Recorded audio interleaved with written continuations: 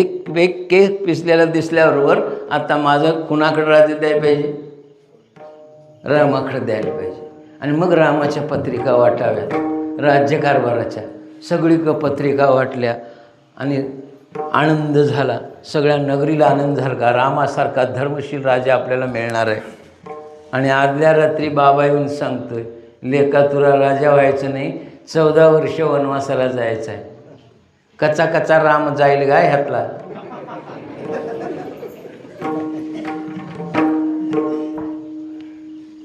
हाय कोण? बाबाला आमच्यासारखा रामन बुक्का पाडला असता. केवढा मोठा अपमान आहे सांगा माझा करतोस म्हटला असता का नाही? तुला मला राजा कर म्हटलं तर का मी? नाही. कर म्हटलं तर का? तुझं तूच ठरवलंस, पत्रिका वाटल्यास आणि आता नाही म्हणतोस म्हणून गळपटीला धरीत का नाही? त्याला राम्या म्हणतात. राम